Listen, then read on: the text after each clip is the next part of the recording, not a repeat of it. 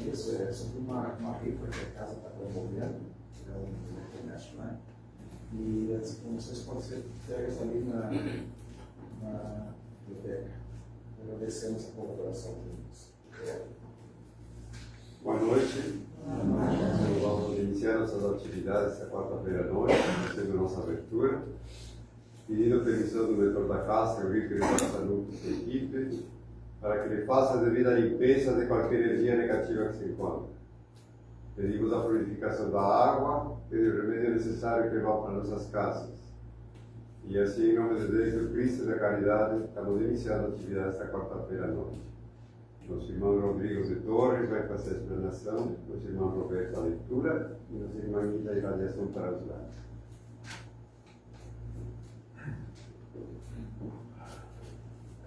A leitura do Evangelho segundo o Espiritismo, no capítulo 5, Bem-aventurados aflitos.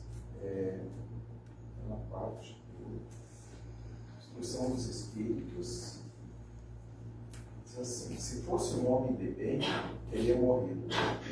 Muitas vezes dizeis, falando de um homem mau que escapa ao perigo, se fosse um homem de bem, teria morrido.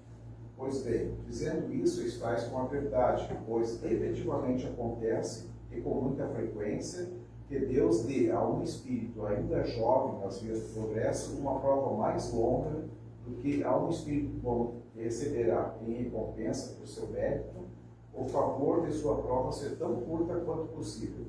Assim, pois, quando vos servis desse axioma, não duvideis que blasfemais. Se morre um homem de bem, e ao lado de sua casa está a de um mal, logo dizeis, antes tivesse sido este. Estais em grande erro, pois aquele que parte cumpriu sua tarefa, e o que fica talvez não a tenha sequer começado. Por que desejareis, então, que o mal não tivesse o tempo de acabá-la, e que o outro permanecesse ligado à guerra terrestre?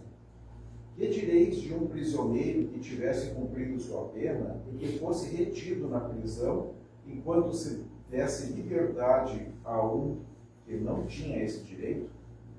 Ficais cientes, pois, que a verdadeira liberdade está no rompimento dos laços do corpo, e que, enquanto estiveres na terra, estareis em cativeiro. Habituai-vos a não censurar o que não podeis compreender, e acreditai que Deus é justo em todas as coisas. Muitas vezes, o que vos parece um mal é um bem, mas vossas faculdades são tão limitadas que o conjunto do grande todo escapa a vossos sentidos obtusos. Esforçai-vos por sair pelo pensamento de vossa estreita esfera, e, à medida que vos elevais, a importância da vida material diminuirá a vossos olhos. Aparecer-vos-á apenas como um incidente ao longo da duração infinita de vossa existência espiritual, a única existência verdadeira. Fédéon, Sens, 1861. Que assim seja. Que assim seja. Boa noite, meus irmãos. Boa noite. É sempre um prazer estar dividindo esses momentos com vocês. E, como ponto de partida do raciocínio da noite de hoje, nós vamos iniciar contando uma passagem que nos nossos estudos um tempo atrás, eu não sei se eu já contei aqui, mas nós temos feito um estudo um pouco mais aprofundado sobre o Antigo Testamento, sobre a questão do judaísmo, que foi o tronco aonde Jesus encarnou. E nós nos deparamos, no capítulo 5, no 5º livro de Daniel, numa história muito interessante. E foi um versículo dessa história que Emmanuel traz para nós um texto tão interessante quanto, que é o que nós vamos trabalhar na noite de hoje. No livro 5º de Daniel, conta uma passagem que é conhecida como o Festim de Baltazar. Baltazar era o rei da Babilônia da época. Ele era neto de Nabucodonosor, o maior imperador babilônico que teve. E conta-nos a história, então, que Baltazar resolveu dar um grande banquete no seu palácio. Uma grande festa, um grande banquete. com muita ostentação, com muita opulência, convidou as pessoas mais eminentes da corte, as pessoas mais importantes e ricas do reino, e juntando todos eles no grande salão do palácio, fez um banquete nababesco, com muita comida, com muitos tesouros sendo divididos, com música, com dança, algo realmente grande, pois ele, Baltazar, sentia-se impelido a ostentar o tamanho da sua riqueza e o tamanho do seu poder. Conta-nos então a passagem que a certo momento, na metade do banquete, Baltazar solicitou que os seus servos, que os seus criados, trouxessem para lhe expor para todas as pessoas o tesouro, a prataria que alguns anos antes o seu avô havia pilhado na conquista de Jerusalém, no templo de Jerusalém. E ele então expôs aquela prataria, aqueles tesouros com muito ouro, com muita prata, com muitas pedras preciosas, aquelas peças fantásticas. E nesse momento então, aconteceu aquilo que eles falavam, que os judeus dizem que foi um milagre em função que aquele tesouro era dos judeus, mas que, à luz da doutrina espírita, nós conseguimos identificar como um fenômeno mediúnico de materialização. Surge no meio daquele salão uma mão, e essa mão vai até uma tapeçaria e escreve 3 palavras, com 4 vezes grafado. Uma palavra grafada 2 vezes. Mane, mane. A segunda palavra logo abaixo, tekel. E a última, fares. Mane, mane, tekel, fares.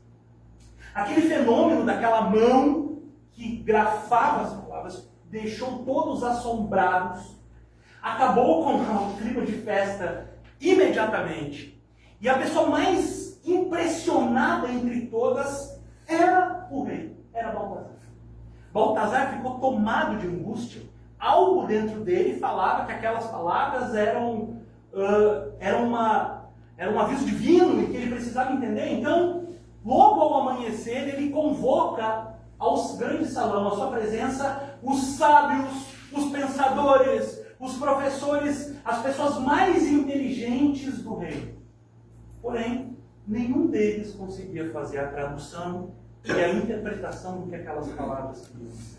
E é então que ele se lembra de um velho ancião chamado Daniel, que servira o seu avô, interpretava os sonhos do seu avô. E convoca Daniel diante dele, e Daniel já chega então colocando banca. Ele já chega dizendo assim para Baltazar: não quero nenhum dos seus tesouros. Baltazar havia prometido uma riqueza infinita para quem conseguisse decifrar aquelas palavras. E Daniel já chega dizendo: nada que tens me interessa. Não quero o seu tesouro. O seu ouro a mim nada vale. Irei fazer a interpretação para fins edificantes da mensagem do Senhor. E ele então identifica aquelas palavras vindo de uma antiga língua que poucas pessoas conheciam. E essas 3 palavras davam conta do seguinte: ele fez a interpretação. Mane, mane. Vem do verbo medir, do verbo contar. Então, contado e medido.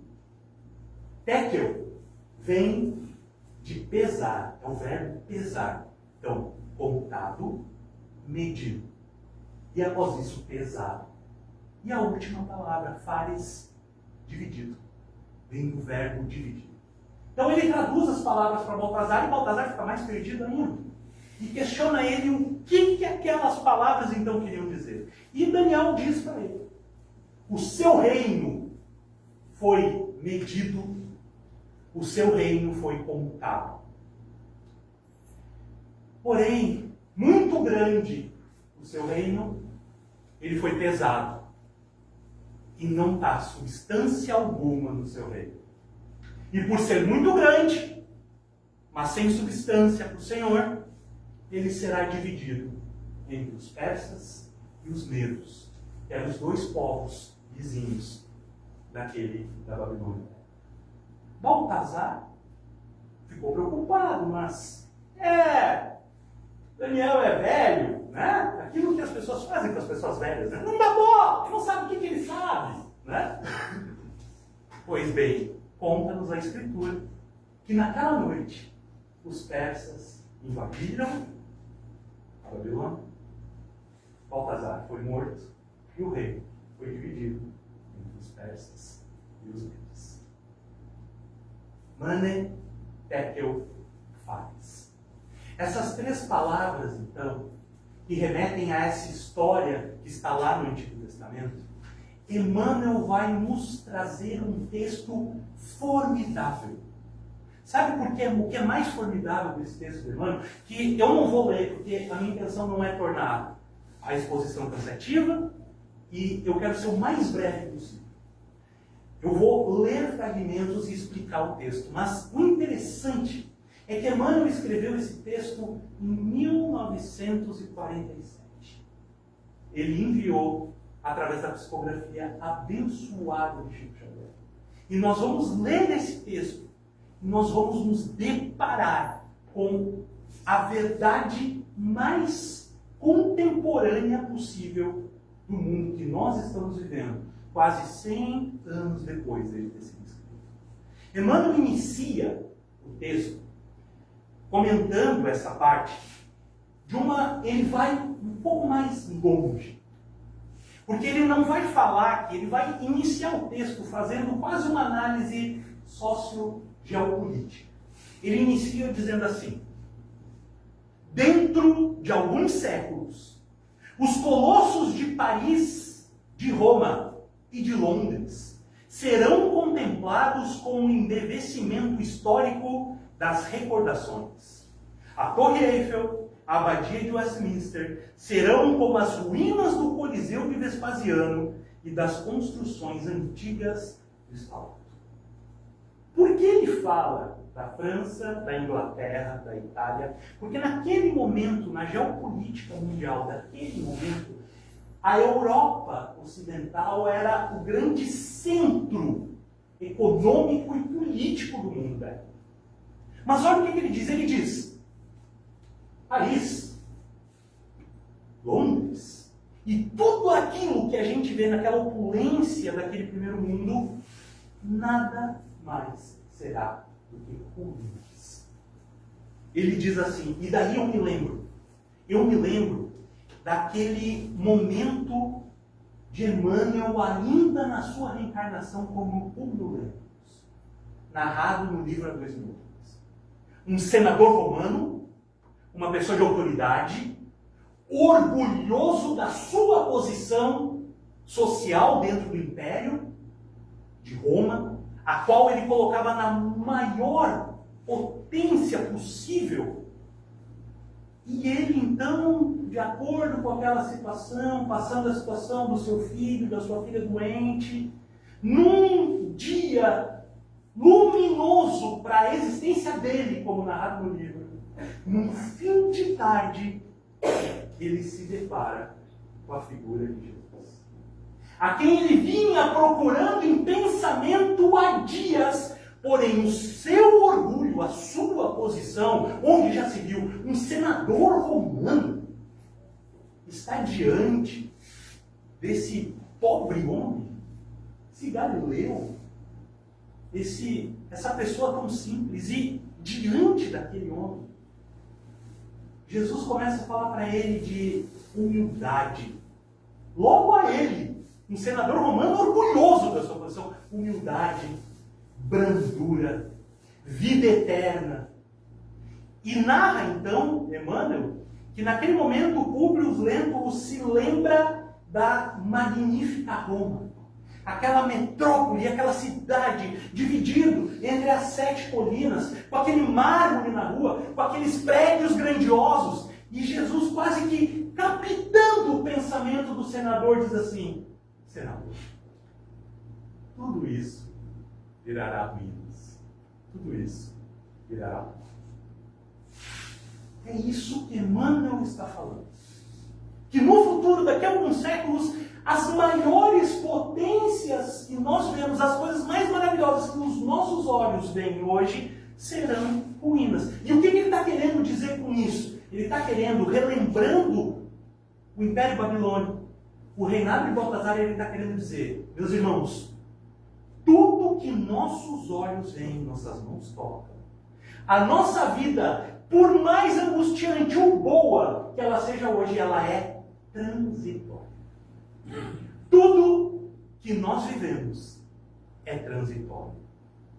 Tudo que os nossos olhos veem, ou está morto, ou está morrendo. Porque a vida é a vida além dessa vida. Então, tudo isso não passa de uma grande ilusão a qual nós estamos inseridos. Ele inicia falando isso. Por quê? Porque ele quer nos posicionar. Porque nós estamos, meus irmãos, mergulhados nessa matéria, absortos nos nossos pensamentos, na nossa vida, nos nossos afazeres, nas dificuldades do nosso dia a dia, e nós às vezes não conseguimos captar e entender que tudo isso é transitório, tudo vai passar. O Chico tinha gravado na cama dele, Ricardo de Corrêa para ele, isso também passa. Isso também passa. Então, quando ele estava muito triste, muito angustiado, ele lia aquilo e sabia, isso vai passar, porque é da lei. Toda dor que nós estamos vivendo tem um momento certo para acabar. Tudo que nós estamos passando, por mais difícil e doloroso que seja, tem um momento certo para acabar. E ele, quando estava muito angustiado, lia, isso também passa, e aquilo aliviava ele. E um dia ele, muito feliz, ele lê, isso também passa. Porque as coisas que mais nos felicitam e que nós acreditamos serem maravilhosas, elas também têm uma data certa para acabar. Tudo na nossa vida que nós vemos nesse nosso mundo é transitório. Ele continua logo adiante dizendo assim: de cada vez que os homens querem impor-se arbitrários, despóticos, diante das leis divinas, há uma força misteriosa que os faz cair dentro dos seus enganos e das suas próprias fraquezas. A impenitência da civilização moderna, corrompida de vícios e mantida nos seus maiores centros, à custa das indústrias bélicas, não é diferente do Império Babilônico que caiu.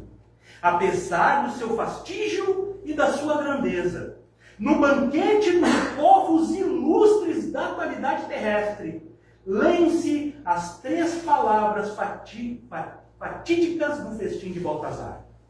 Uma força invisível gravou novamente no mundo. Mander, Tekel, Falas. Emmanuel está dizendo, meus irmãos, são chegados os tempos.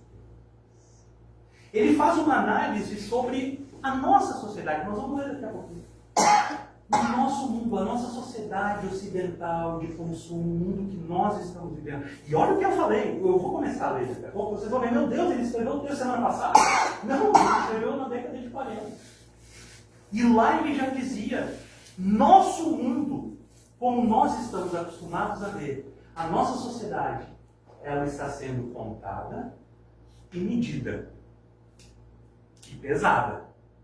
E apenas o que tem substância, o que tem peso para a espiritualidade, vai se manter, vai perpetuar.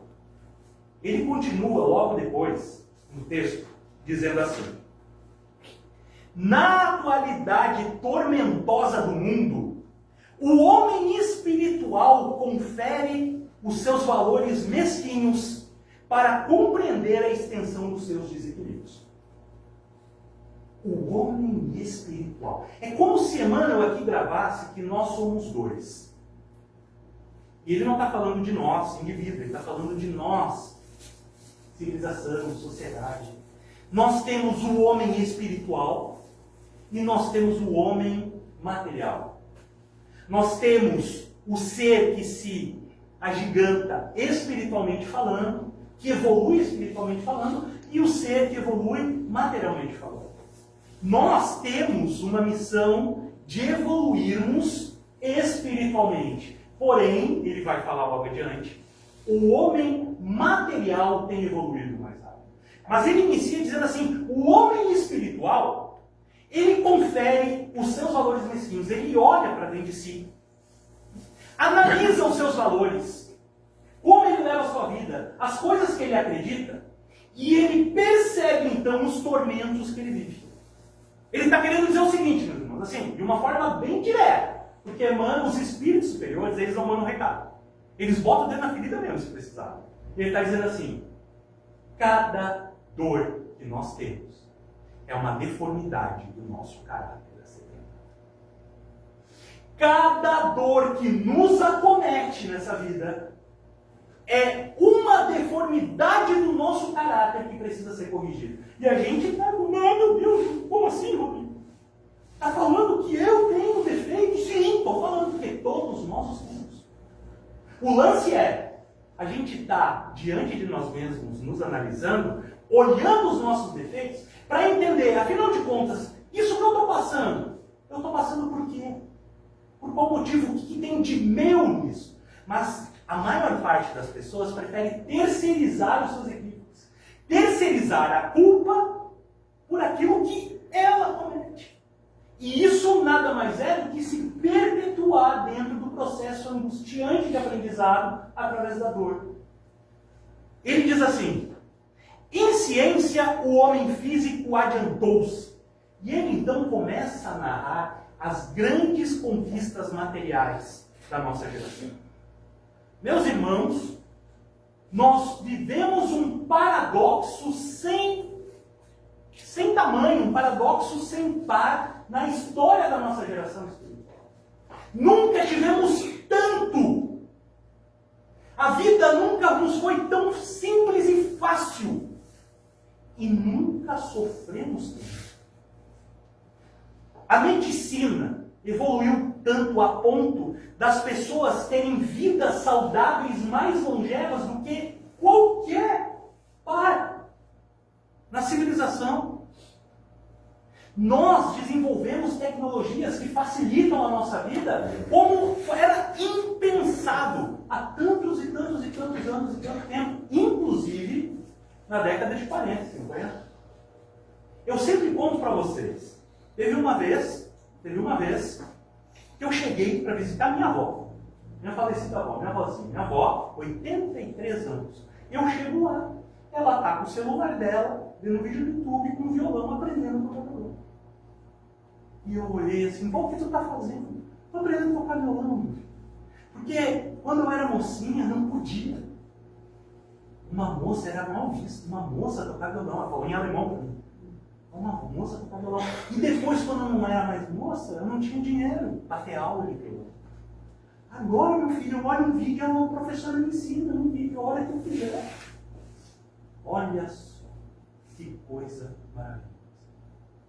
O meu filho mais velho conversa com a avó dele, com a minha mãe, que mora a quase 400 quilômetros de distância, todo santo dia antes de dormir.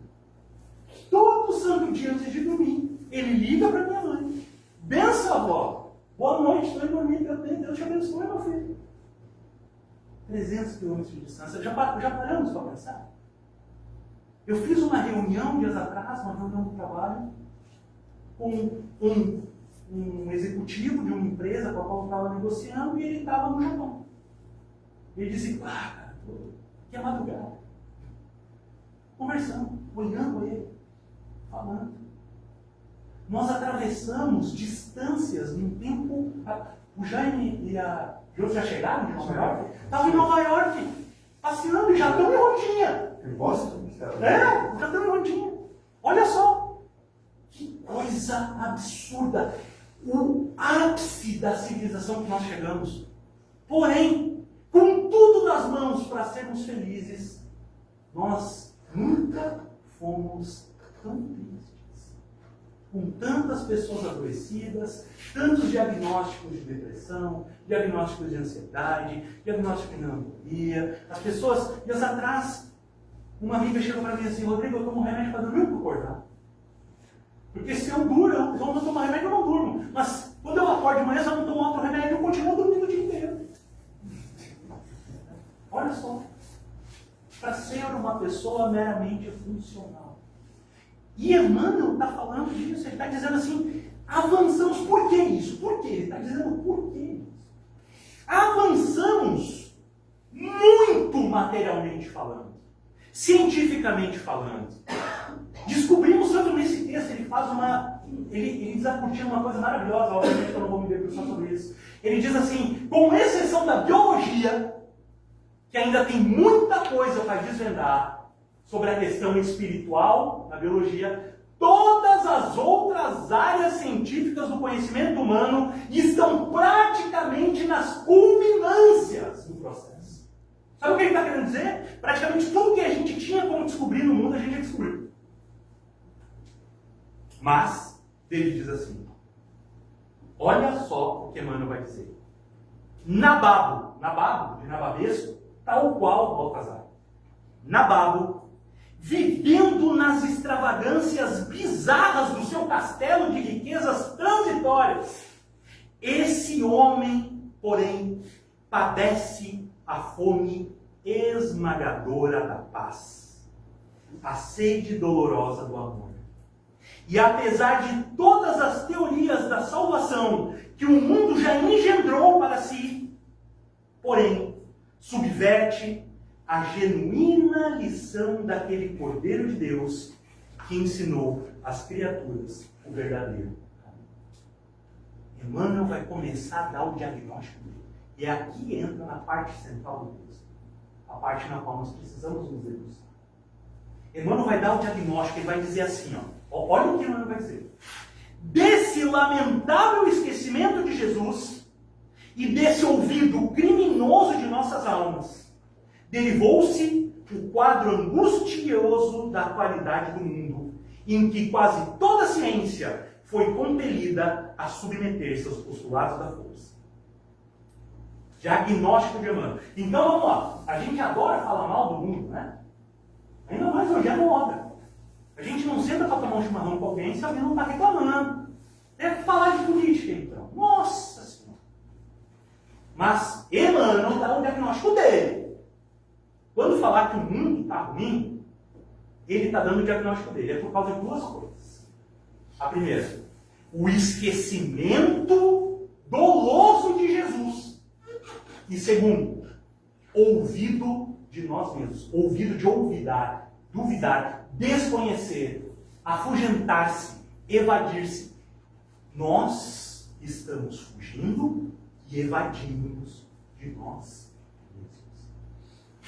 Então Emmanuel está dando o diagnóstico dele. Mas você vai me dizer assim, não pode, Rodrigo. Como assim ele está dizendo esquecimento de Jesus?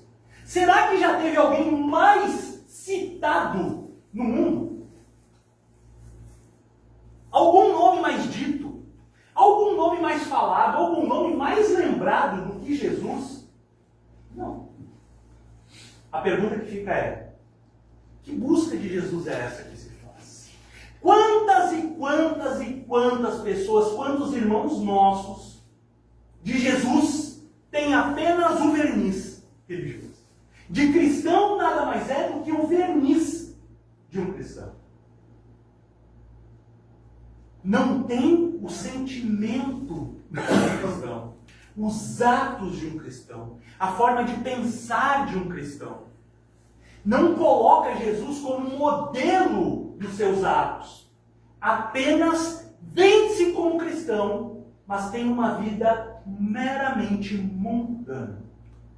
Quantas e quantas pessoas nós vemos no nosso dia a dia que, para ela, ser cristã é pensar em Jesus como uma entidade distante, ao qual você se remete nos momentos de dificuldade, que nos momentos de dor você busca, mas que no momento que a coisa acalma, você se afasta. Quantas pessoas adoram Jesus no Instagram? Pelo Instagram. Agora, se você vai ver dentro da sua vida, nos seus atos, nos seus gestos, você não encontra Jesus. Quantas pessoas às vezes vêm dizer assim, mas eu vou no culto, eu escuto louvor, eu tenho a Bíblia aberta em casa, mas os seus gestos, a sua busca, não é pelo que está contido ali. É apenas para fins exteriores. Então, quando ele diz esquecimento de Jesus, ele não está falando que as pessoas não sabem, não conhecem a Jesus. Ele está querendo dizer o esquecimento doloso. Quando nós esquecemos da transformação que Jesus faz na vida das pessoas. Mas aí vem o ponto, meus irmãos, o ponto que a gente precisa reflexionar. Nós espíritas, nós espíritas, entendemos que Jesus que nos interessa é o Jesus fora da cruz. Entende? O Jesus que nos interessa é o Jesus que ensina, o Jesus que auxilia, o Jesus que mostra o caminho. O que nos interessa não é o ato sublime da cruz, o assassinato de Jesus, ou os milagres que ele fez, não, é a moral dele. Quando eu era pequenininho, eu ia numa igreja e lá tinha um caixão de vidro com um corpo, né, um corpo de Jesus, de porcelana, assim, ele todo morto e estava lá dizendo assim, foi por sua causa. Eu olhava aquilo e eu me apavorava. Eu criancinha, 6, 7 anos, mas eu nunca pedi para ele fazer nada. Como assim foi por minha causa? Olha a culpa que se infunde. Para nós, isso não acrescenta nada. O Jesus, para nós, é o Jesus que ensina. É o Jesus catalisador de transformações nas vidas. É Jesus que uma pessoa angustiada com problemas vinha até ele alterava o vetor psicológico daquela pessoa e transformava a vida daquela pessoa através do que ele ensinava, da proposta dele. Então, isso aqui é o que Emmanuel está dizendo. Esquecermos de Jesus. Quando nós esquecemos daquilo que realmente importa na nossa existência. Porque, meus irmãos, não nos enganemos. Quando a gente estava lá do outro lado, se preparando para voltar para reencarnar, a gente estava lá, do outro lado, para reencarnar. Vai falar, ó, tu vai reencarnar filho desse, filha dessa, teus irmãos vão ser esse. Tu não vai ter esse problema lá pelas tantas, um filho teu vai ser assim. Daí tu vai ter essa nora, tu vai ter esse genro, tu vai morar em tal lugar, a vizinha vai ser assim. A gente estava se preparando para vir. E sabe o que a gente estudava lá? Sabe o que a gente estudava? Jesus. Era o que importava. Quando a gente estava do outro lado se preparando para voltar, era onde nós estávamos concentrados a nossa busca.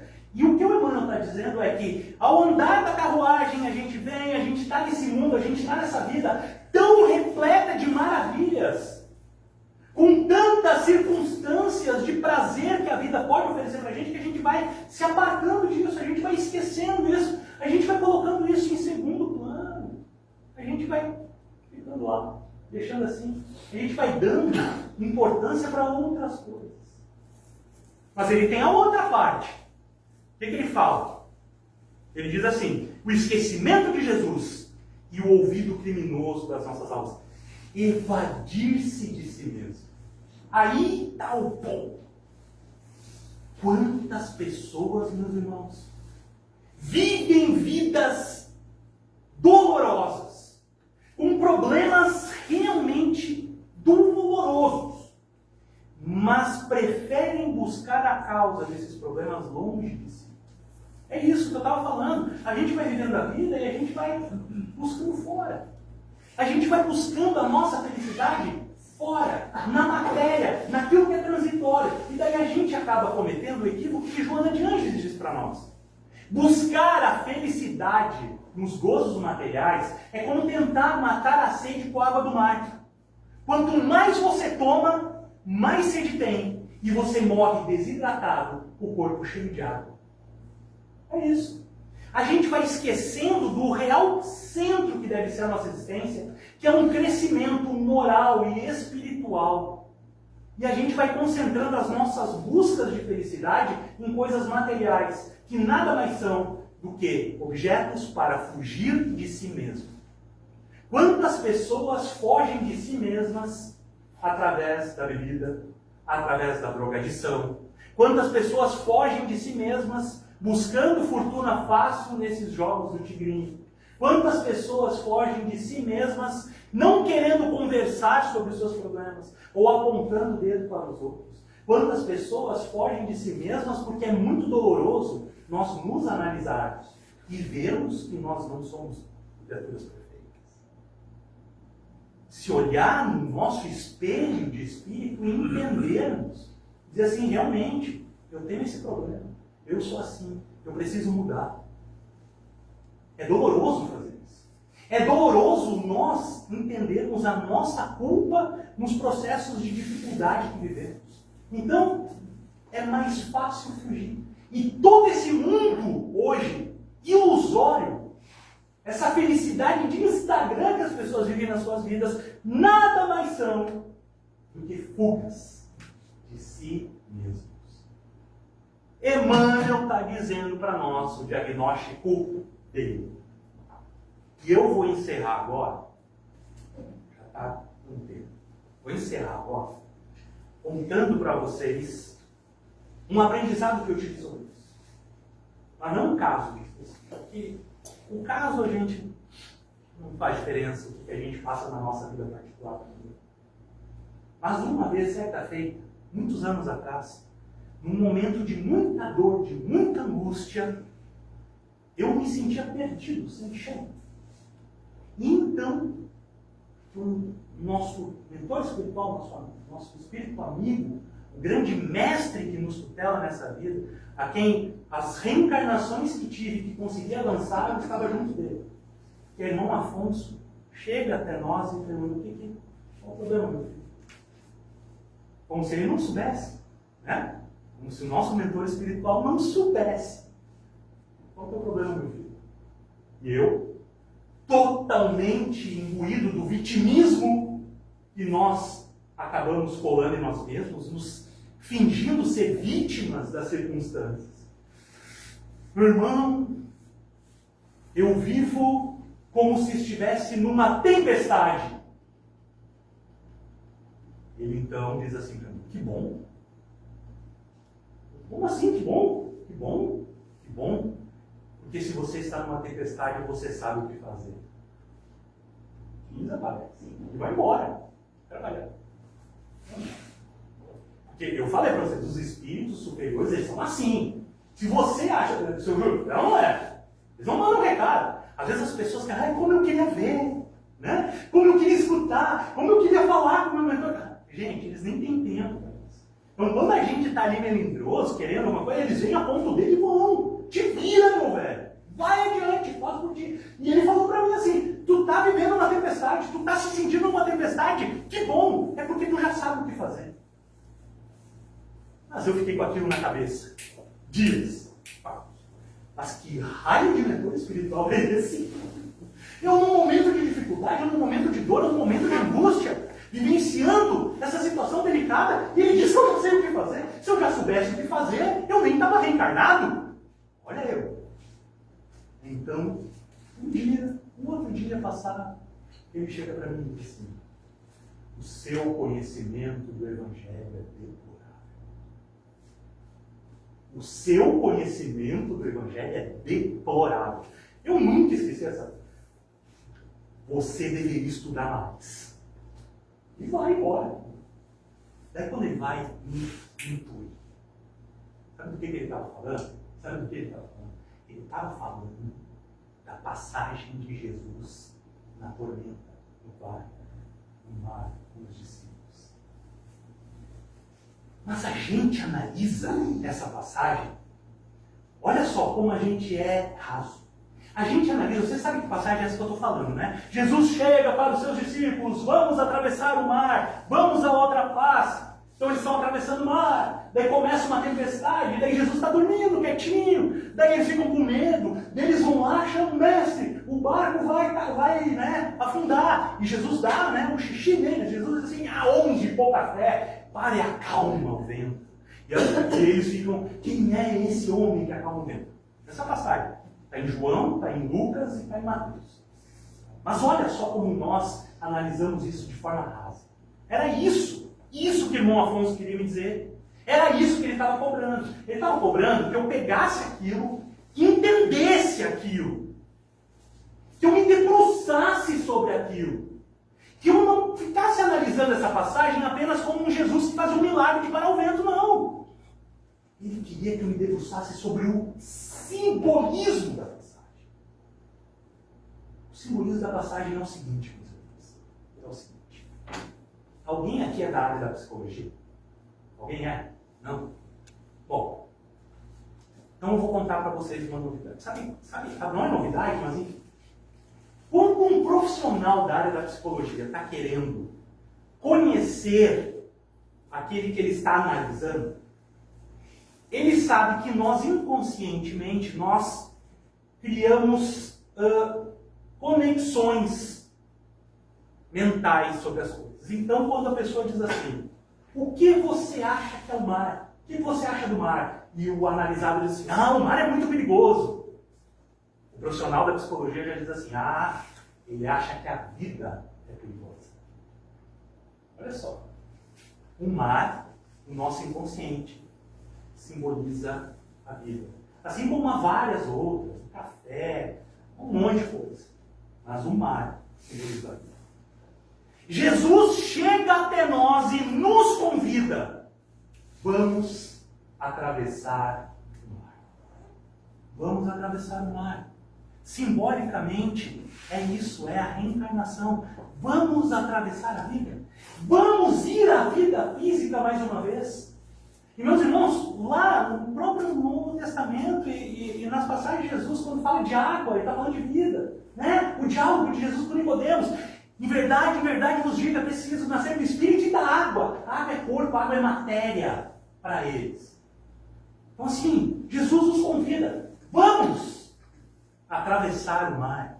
Vamos atravessar a vida. Vamos adentrar novamente a matéria. Vamos viver as experiências necessárias. Vamos chegar do outro lado da vida novamente. E a gente topa. Porque é isso que os discípulos fazem para Jesus. Eles dizem, vamos sim, mestre. E o que eles se valem? O que eles precisam? O que nós precisamos para atravessar esse mar? Um barco. Um barquinho. Esse barquinho é o nosso corpo. Então nós ganhamos um corpo, que é um barquinho, que vai nos ajudar a navegar por esse mar, nas experiências. E no início a gente pega o nosso barquinho, a gente está navegando e está tudo bem.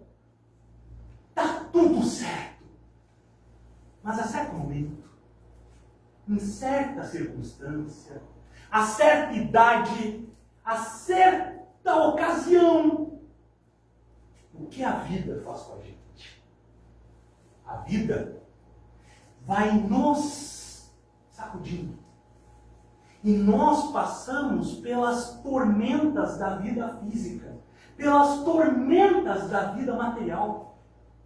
Porque a vida, meus irmãos, a nossa vida, se alguém falou que era fácil, eu quero estar diante dessa pessoa que eu quero, no mínimo, de forma educada, excomungar. Porque não é fácil. Não é, nunca foi, e ninguém nunca prometeu que seria. Nós acabamos querendo para nós uma vida fácil, uma vida simples, e nos frustramos com as dificuldades que a vida nos apresenta. É isso que acontece. Mas nós ganhamos o barquinho vai navegando por essa vida material, e a certo momento, nós estamos diante das tempestades da vida material. É um relacionamento que não dá certo ali, é uma crise financeira acolá, é um problema de saúde agora, é um filho difícil, é um parente complicado. Os problemas da vida.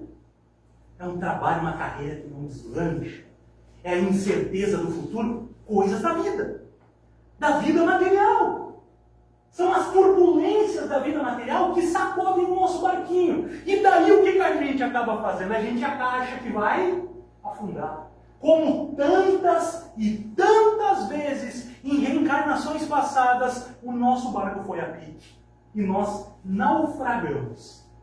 Por isso que Jesus nos convidou para passar de novo no mar. Porque nós precisamos ultrapassá-lo. E a gente acha que o barquinho vai a pique. Nós vamos naufragar. E daí? Entra aquilo que o irmão Afonso me puxou a orelha. Nesse momento, tu sabe o que fazer. Tu sabe o que fazer. Sabe por que aconteceu isso? Porque nós deixamos Jesus adormecido no fundo do nosso barco.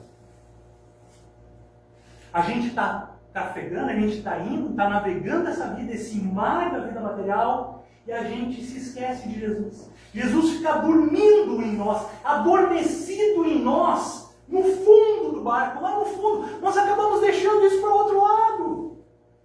A gente acaba esquecendo. Mas ele está lá. Ele está lá. Nós adormecemos ele. Mas ele está vigilante. Então o irmão Afonso disse, tu está numa tormenta, tu sabe o que fazer. Sabe o que fazer? Acorda Jesus. Acorda dentro de nós. Acorda a Jesus dentro de nós. Despertemos Jesus dentro de nós. Dentro de nós. E o que é então que Jesus faz quando é despertado pelos seus discípulos? Primeira coisa que ele faz, xinga eles. Homens de pouca fé. Porque esse é o ponto. O ponto é esse. Sabe por que nós nos atormentamos com as questões materiais da vida? Porque nós não temos verdadeira fé e entendimento. Mas quando eu digo fé, meus irmãos, eu digo assim, você crê de verdade, acreditar que tudo isso vai passar, que tudo é transitório e que as coisas vão ser vencidas e que os processos precisam acontecer. Isso é fé, é você acreditar dentro de você, por escolha de você. Porque isso tudo é uma questão de escolha. No fundo é uma questão de escolha. Eu optei por acreditar que todas as circunstâncias difíceis que acontecem na minha vida são para o meu aprendizado. São para a minha evolução. É uma opção. Você pode acreditar nisso ou você pode não acreditar. Eu resolvi acreditar. Por quê? Porque isso me faz bem. Isso me construiu, me reconstruiu. Então o processo é esse. Acorda, Jesus, dentro de você. E Jesus vai dizer, alimenta a tua fé, teu entendimento, a tua busca. Te debruça sobre o processo. Busca entender o que está acontecendo. E então, a tempestade passa. Por que a tempestade passa? Porque no momento que nós colocamos Jesus de volta como comandante da viagem, o vento fica mais tranquilo. Meus irmãos, mane, tekel, faz. A nossa vida, nós vamos ser medidos, nós vamos ser contados e nós vamos ser pesados. E há de ter substância espiritual nas nossas existências. Há de entendermos que nós precisamos passar as tormentas da nossa vida material, porque a vida é assim. É necessário que nós demos substância para a nossa vida, acordando Jesus dentro de nós.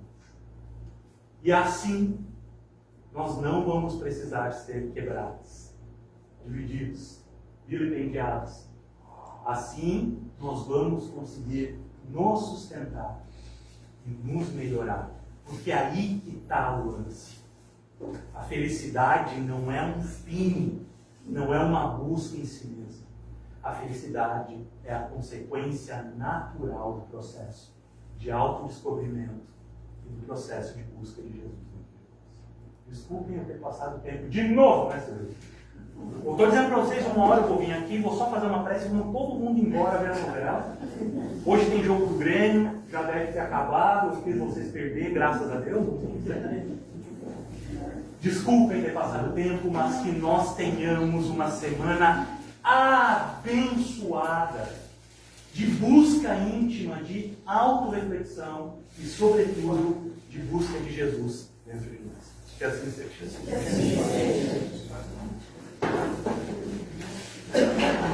Vamos agora a atenção para os lares, e nesse momento vocês se concentrem para enviar um pensamento positivo para o irmão que está precisando de ajuda no lugar que ele estiver.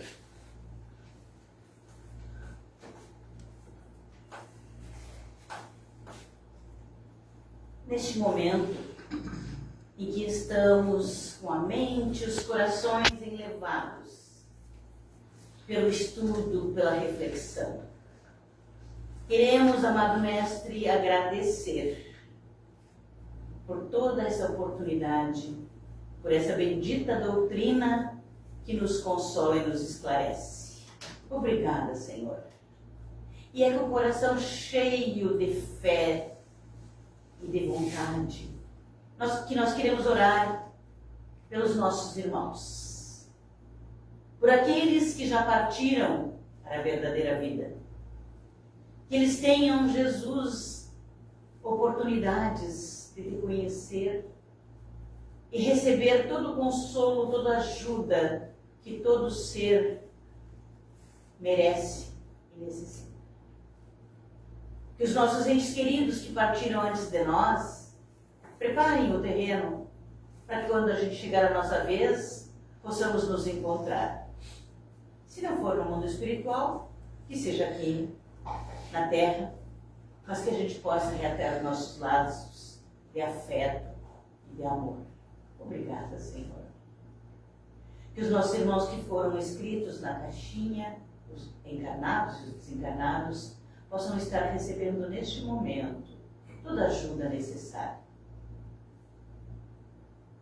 Que os nossos irmãos de jornada, que se encontrem nos hospitais, em um leito de dor, nos asilos, nos manicômios, nos orfanatos, nas ruas, possam estar recebendo, Jesus, a presença amiga de espíritos bondosos e consoladores, que possam sentir a mão amiga da espiritualidade os amparando. Muito obrigada, Senhor. Neste momento queremos orar pelos nossos lares. Que a nossa casa seja toda magnetizada por esses fluidos de harmonia, de paz e de equilíbrio. Que todos nós que lá moramos possamos estar abraçados pelos nossos anjos da guarda, pelos mentores de cada um. Que cada aposento da nossa casa esteja iluminado por essas luzes que emanam desta casa de amor e do nosso pensamento, da nossa vontade. Obrigada, Senhor. Queremos agora, que aqui estamos, pedir por nossa saúde física e mental. Que cada um de nós que aqui estamos, Jesus, possamos sair daqui muito melhores do que quando chegamos. E que possamos ser um ponto de luz para os nossos irmãos de jornada. Que todos aqueles que se aproximem de nós, encarnados ou desencarnados, possam sentir a Tua presença desperta em nós. Muito obrigada e que assim seja. Sim, sim.